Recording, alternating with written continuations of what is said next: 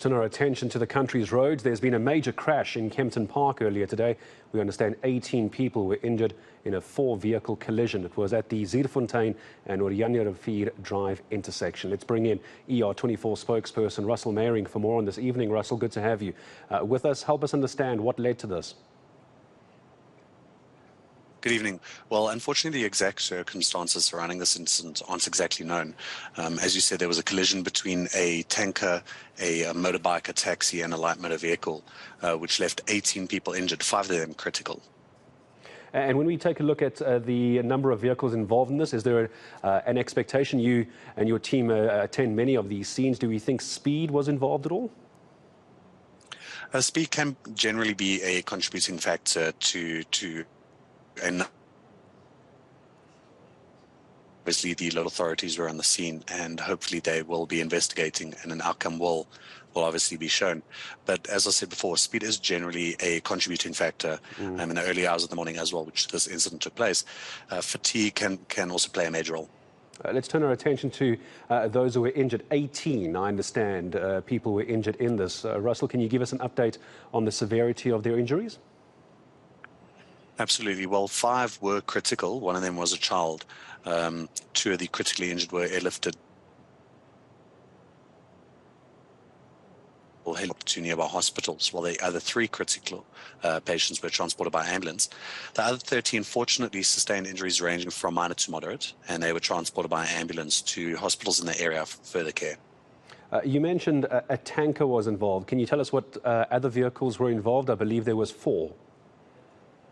That is correct. There was, it is believed to have been that was a taxi involved, a motorbike, a light motor vehicle, and a truck carrying a trailer.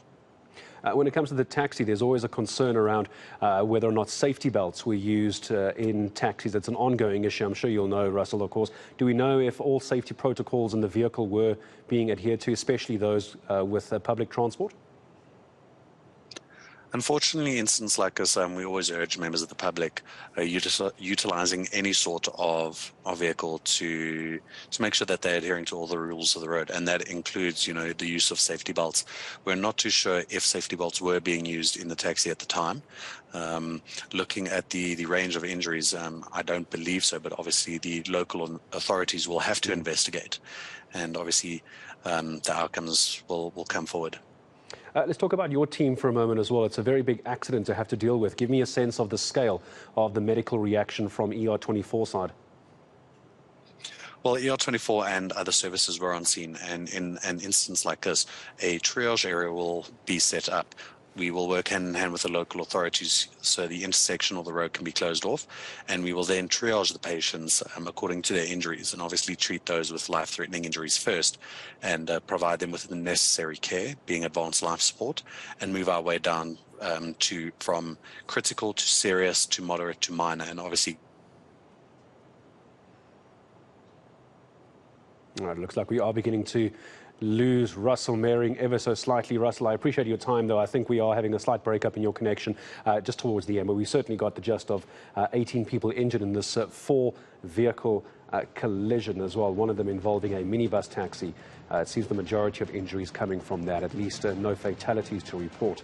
Thankfully, by some miracle, no one was killed in this particular incident, but Russel Meiring always willing to speak to us at the drop of a hat. We'll bring you more details on that story out in Kempton Park today. A major crash in the area from earlier this Sunday.